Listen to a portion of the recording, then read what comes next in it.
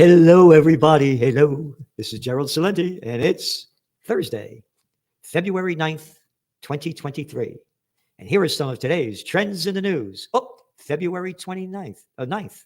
In 10 days, on February 19th, big day, big day in Washington, D.C. Rage Against the War Machine. That's right. Ron Paul, Kucinich, a whole bunch of great people are going to be there. And I am too, one of the speakers. Honored, deeply honored to be a part of this. World War III has begun. So please go to the website and check it out.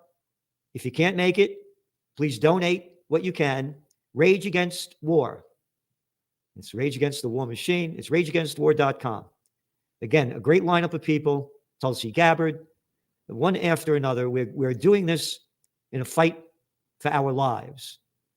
Because as we detail in the Trends Journal, and you go back to the cover of the magazine 2 days before Russia invaded Ukraine, from COVID war to Ukraine war to World War, it's already begun. There it is. Again, we're totally opposed to the Russian invasion, and as we've detailed 100 times, we totally understand why it happened and wrote about it in detail in your Trends Journal as it was happening in the spring of 2014. Featured article by Dr. Paul Craig Roberts, former Assistant Treasury Secretary Ronald Reagan, on and on and on. So please do what you can to come there. And again, if you can't make it, do what you can to donate. So on to the markets. Well, wasn't a happy day on Wall Street today. The Dow closed down nearly 250 points. And the NASDAQ shed 1%, and the S&P slid nearly 1%. And the reason being is that they're afraid that the Fedsters, the gangster bankster of the top, might raise interest rates more. The economy can't take rising interest rates. Gold took a big hit too. And again, as we said, if interest rates keep going up, the dollar gets stronger, gold is going to go down. But as interest rates go up, the economy is going to go down and gold is going to go up. Go look what happened back at the Panic of '08. Same scenario is playing out now. Again, we don't give financial advice. That's our trend forecast. The world is in chaos. I'm at this for 43 years. I've never seen anything like it. Again, I'll be in Washington, D.C. to speak about peace and freedom, because if we don't have it, we're finished. The maniacs are in charge of our world and they're destroying life on Earth. The good news today was that traders initially began the day bidding prices higher. This is according to CNBC. After positive earnings from PepsiCo. Isn't that great? Hey, keep drinking that stuff. It's great for you. Pepsi, Coke. Yeah. Oh, yeah, because you drink Pepsi, Coke, and swallow the shit that the politicians throw out. Keep drinking shit, eating shit, drinking shit, and thinking like shit. And become a shithead. Yeah. So, the worries began late Wednesday night. Well, that's on Coinbase. And they were talking about more and more government controls. And again, they're going to go digital. Cover the Trends Journal way back some 3 years ago. From dirty cash to digital trash. There it is. They're going to go digital. So they know every penny you spent, where you spent it, what you spent it on. So they take more control over who you are, what you're doing, and what you're buying. And they're going to determine everything else. But mostly, they get their tax dollars. Yeah, you don't leave that tip to the waiters anymore. No. Not to the bartenders. Not to anybody. All digital. U.S. trade gap, by the way, hardly made the news. Hit an all-time high. Almost $1 trillion. The economy is doing just fine. Didn't you listen to bullshit Biden? Yep. Nearly $1 trillion. Here's an article from today's Wall Street Journal. Gauge of services, wage growth ebbs. You ready? New White House figures suggest labor cost pressures are easing in the parts of the economy where the Federal Reserve is most concerned about inflation. Jerome Powell recently analyzing inflation pressures by focusing prices for services other than housing, which include things such as haircuts, dining. Oh, yeah. Isn't that great? The Federal Reserve is most concerned about inflation, that the slave plantation workers of Slavelandia make more money. This is totally disgusting. But hey, take it easy. We don't want them to make any money. The billionaires only got $27 trillion richer in the last 2 years. That's not enough money. And not one of them gives a penny for peace. Not one of them. Hey, Buffett. Hey, Gates. Hey, Bezos. Hey, Musk. How about donating to the rally coming up 10 days from now? Yeah. How about that? No, we're not going to do that. You got to read this thing. Mr. Powell has said wages are the main driver of his underlying inflation measures because labor is usually the biggest cost for services. A fuckface, you scumbags created inflation. With your zero interest rate policy, Powell prick. Hey, and Trump and Biden with the COVID war dumping in some $6 trillion of fake fucking money. Oh, you forgot about that. Oh, you forgot about the big housing boom. Yeah, when the interest rates were way low, huh? Hey, stay home. Close down your business. Here's some money. And they're blaming it on service workers. Everybody better understand where this is going. Everybody better understand that all the billionaires want are more billions. And all they want are the plantation workers of Slavelandia to make less. This article is a disgrace. Wages are going down, by the way. Yep. The drop is even sharper looking at shorter periods. According to the CEA, such wages were growing at 9.7% annualized in the 3 months ending October 2021, but January growth is slow to 4%. Oh, while inflation is at 6.5%, but the real inflation number is double that according to John Williams Shadow Stats. Don't worry. Fast food reigns supreme as inflation weighs on pricier restaurants. Fast food chains are looking like big winners in the fourth quarter. This is CNBC. And beyond, as fast casual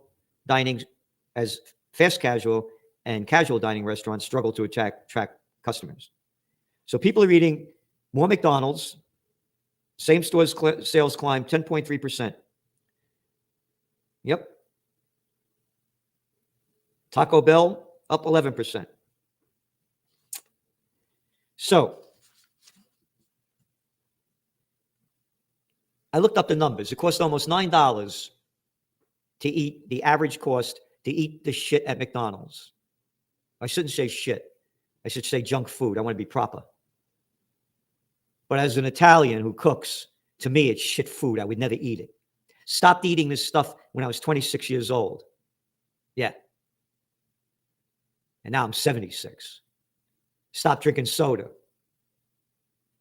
I can make risotto and feed 4 people the best of the best for what somebody spends at McDonald's with one meal. And then you go to Chipotle, I looked up the average, $11. Maybe $11 it would cost me to feed 4 people with the most delicious risotto.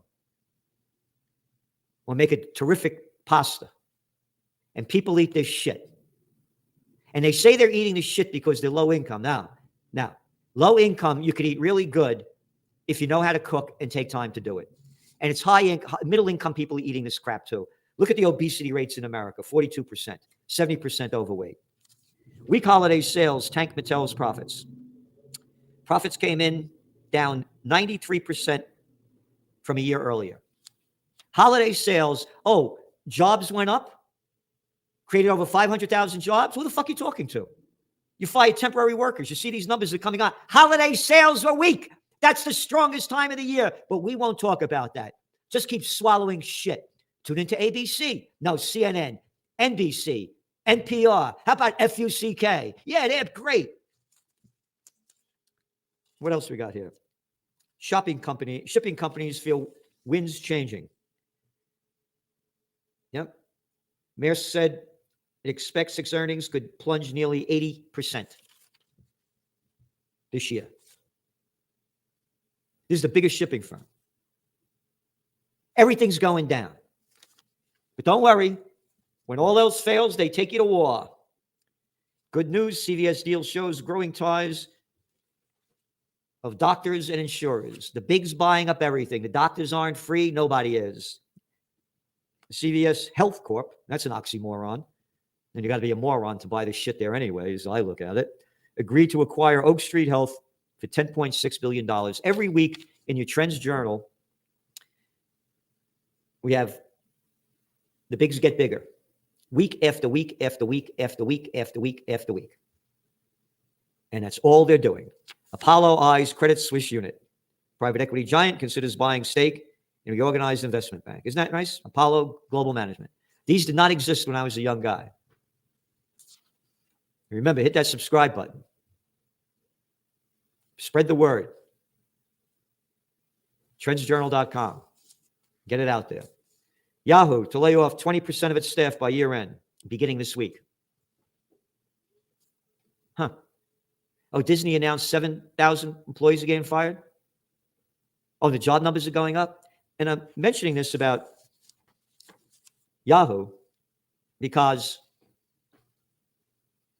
it's bullshit news. The news media hasn't changed. What we're giving you is in-depth socioeconomic and geopolitical trends analysis and trend forecasts that you can't find anywhere else. All they do is report on bullshit and skew it any way that they want. They don't give you the trends, or they have a word like trending. Fuck off with this trending shit. Again, I'll put my books, Trend Tracking and Trends 2000, up against anybody in the world.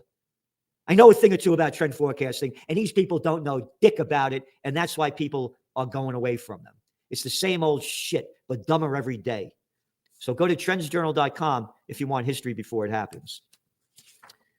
I'm mentioning about the rally that I'll be speaking at that I'm very honored to be a part of, extremely honored, Rage Against the War Machine. So go to that site next 10 days from now. And a buddy of mine emailed me and he said, quote, I hope you get a lot of supporters for your speech in D.C. Great cause, but hard to get people to listen. And I wrote back to him. I said, you have inspired me to ask all those I know and all those who do listen to my interviews, podcasts, and others that do listen. This is the quote I'm asking those who do listen. What are you, those of you who do listen and do know what is going on? What are you doing to stop the war machine from stealing our money, killing people around the world, and soon to kill us if the Ukraine war continues to escalate at its current rate? What are you doing? I am so fucking tired of people saying, I try to convince people, but they don't listen. Get the fuck out of here. I don't give a shit about them. I want the people that know. What are you doing? What are you doing? What are you doing positive to change this? That's all I ask. And I suggest doing something positive every day. And again, one of the ways you can do it is by contributing to this big rally in 10 days. White House says blog post on Nord Stream explosion utterly false. White House on Wednesday dismissed a blog post. That's what they call it, a blog post. They don't say it. By a U.S. investigative journalist, knowing nobody, alleging that the United States was behind explosions of the Nord Stream gas pipeline. Utterly false and complete fiction. Like Saddam Hussein has weapons of mass destruction ties to Al-Qaeda. That kind of utterly false and complete fiction. Fuckface. Reuters has not corroborated the report published by U.S. investigative journalist Seymour Hersh, which said the attack was carried out last September at the direction of President Joe Biden. This is utterly false fiction, complete fiction, said Adrienne Watson, spokesperson for the White House National Security Council. Yep. Hersh is a former New York Times and New York reporter who won numerous awards for investigating journalism, including the Vietnam War, the 2004 Abu Ghraib scandal, following the U.S. invasion of Iraq. Oh, we forgot all about that. Russia blames U.S. for Nord Stream blasts, threatens consequences. This is Bloomberg News. Russia blamed the United States for explosions that damaged the Nord Stream pipeline and warned of a response to Moscow after the American investigative journalist published the article. Quote, our assumption was that U.S. and several NATO allies were involved in this disgusting crime, Deputy Foreign Minister of Russia told reporters in Moscow today, and threatened unspecified, quote, consequences. I guess payback's a bitch, huh? For Washington. Russian President Vladimir Putin, again, this is Bloomberg, had previously accused the U.S. and its allies of organizing the September blast, which, by the way, escalated the war, along with the blowing up of the Crimea Bridge. This is very important. They don't give the rest of it, but I will tell you the rest of it because we reported on it. The Swedish investigation into ruptures of the Nord Stream 1 and 2 pipeline across Baltic Sea to Germany from Russia detected residue of explosives and concluded that, quote, grievous sabotage caused the breakage. This was in November, and they refused to report anything else. They refused to show the more details. But Business Insider, which is really outside of shit anymore, they run these stories on what to do if a nuclear bomb goes off. This is their headline. The claim by a discredited journalist that U.S. secretly blew up Nord Stream pipeline is proving a gift to Putin. That is not journalism. That is scum propaganda, scumbags. You don't read that in the Trends Journal. Oh, and when we do make it like that, we make it clear why we're making it like that. Not selling propaganda, showing the facts that don't back it up, what they're saying. Little breakout point, a gleeful endorsement. And the reason why they're calling Seymour Hersh, discredited is because he came out and he said that the chemical attacks in Syria were not caused by Damascus, which a lot of information, because we were writing about it, fuck faces at Business Insider, that it was the Syrian rebels that did it to try to make it look bad. Oh, and he questions, how dare he questions the claim here. And Vox raised doubts. Oh, Vox. And nothing of another. Vox raised doubts about his infamous 2015 claim that President Barack Obama did not, in fact, mastermind the killing of Osama bin Laden. Oh, the killing of Osama bin Laden, huh? Oh, that they said that he was in Afghanistan, and we're going to get him dead or alive, and that's why we went in there for 20 years. That was George Bush. Oh, you didn't kill him in there. Where'd you kill him? It was in another country, wasn't it? Pakistan, was it something? Yeah. Oh, and what did they do with the Osama bin Laden we never saw? The Navy took him and threw him in the ocean? How dare you question that? Heck, we can't see the guy that they shot. How dare you question us? It's misinformation when you question them. This is the propaganda going out. I'm telling you, do everything you can to support this event coming up. This is crucial. You can see what they're doing. Rage against the war machine.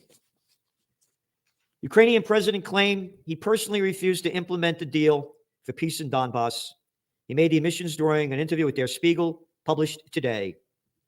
Zelensky said he viewed the agreement as concessions on Ukraine's part and never once sought actually to implement them. And we published in the Trends Journal about how Angela Merkel and that other little clown of a nothing little prick, Hollande, over there in France, a little fucking prick. Oh, yeah, that started to bring the French troops back into Mali. Yeah, that one. Yeah. And killed a whole bunch of people. Yeah, that little fuckface. How they said that the Minsk agreement was only put in place so that Ukraine could build its military. Macron says Russia can't win in Ukraine after strike on mall. That was back in June. Today, or yesterday, Macron says Russia cannot win against Ukraine. Ukraine can count on France. It's European partner. Aren't you, all you French people, happy? Oh, yeah. And allies to win the war. Russia cannot and must not win. How much you want to bet? Place your bet. Step right up. Let's place the bet. Hey, France, I forgot. Hey, fuckface, Napoleon. Remember that French guy? Yeah. Left Poland with 420,000 troops in 1812 to attack Moscow. Macron, you little fucking scumbag. How many troops did he come back with? How many French troops did he come back with? Oh, and how many fucking people are the French murdered? Remember French Indochina? Oh, you mean we went into Vietnam and Laos and Cambodia and a load of Africa and killed all those people and stole all their resources? Oh, yeah, that France came back with 10,000 people. 10,000 young men gave their lives to nothing. And you got a little fuckface like him that they quote in the news. A little murderous prick. And this is the propaganda put out. Today's New York Wall Street Journal. Russia sacrifices soldiers for inches. This guy writes the story, this James Morrison, like he was there. Ukraine artillery fire mangled a platoon of Russian soldiers advancing on this besieged city. Were you there to shoot? I can see pictures of this. Guided by the video feed from a serial drone, the guns cut down the first group of 20 and reconnaissance officer recalled. A reconnaissance officer recalled. I got to swallow the shit from somebody on the other side. Why would you want to subscribe to the Trends Journal when you could read horse shit every day? And don't forget to swallow it down with your Pepsi while you're eating a Big Mac. Later that day, in January, another 20 Russian soldiers trudged forward along the same path and managed to dig in a new position in a wood a little closer. Just total fucking propaganda. And then Russia warns of direct clash with the U.S. The U.S., quote, has unleashed a total hybrid war and putting two nuclear nations on the path of direct confrontation, the Russian foreign minister said. There you go. UK weighs sending Kyiv jet fighters. Isn't that great? Oh, you got a 10% inflation rate over there in the UK. And how about throwing an F and a C into it? The people are starving. The economy is crashing. And the fucking UK have killed more people around the world than anybody in modern history. And now you're going to get involved in this? And good news, Japan and Philippines agree to boost military ties. Oh, yeah. Isn't that wonderful? Fight China. I got an email. Somebody said that they're warning, they're running these drills that they're expecting China to invade by the end of the year. And someone told me, I don't know how true it is or not, that someone working at a nuclear power plant in New York, they all had to take tests on what to do and how to treat people after a nuclear explosion. And the person who told me this, it was a close friend. So it wasn't like they heard it from somebody else. And again, they're running these drills and putting out this information, what to do in case of a nuclear attack. And making a story to put it on a bigger scale, as I keep saying, when all else fails, they take you to war. Over 50,000 Sri Lankan workers strike in protest of government's austerity measures. Millions of workers in France joined third mass protest against pension cuts. This was on Wednesday. Tuesday. Total of 2 million protested nationwide. 2 million people in France protested. It is their third week. You can't get 2 million people out in the United States out of 332 million. What they got, 60, 70 million people in France? 80 million maybe? So let's get 2 million down in Washington. 10 days from now, February 19th, Rage Against the War Machine. It's an anti-war rally, Washington, D.C. We're for peace. So please go to rageagainstwar.com, check it out, and do what you can to support it. America goes not abroad in search of monsters to destroy.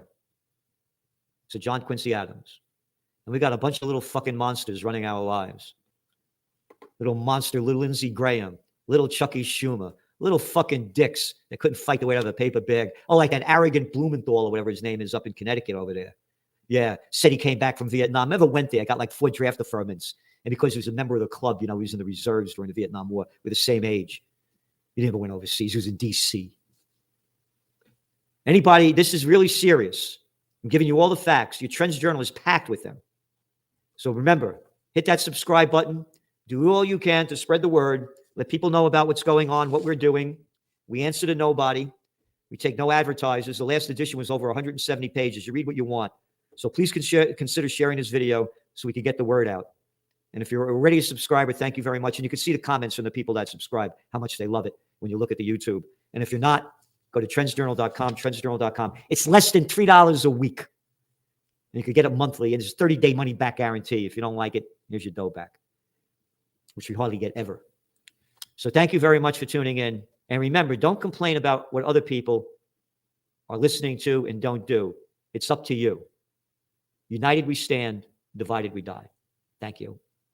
And we'll see you down in D.C.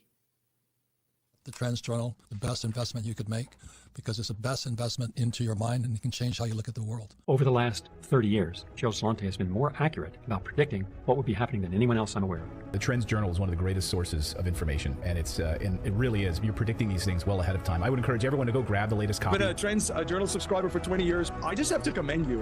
What you guys have put together in your latest Trends Journal, there's nothing like this out there. I mean, the amount of time that someone would have to do research on this to get into this subject matter at this level with all of this powerful information is incredible. So everything that you predicted about the economy, you were absolutely right.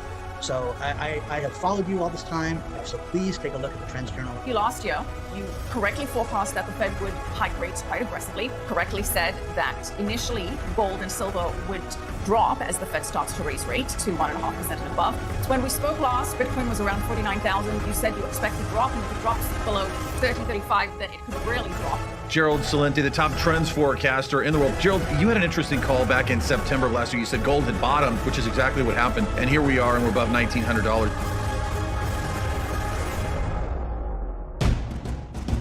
Subscribe to the Trends Journal. Read history before it happened at trendsjournal.com.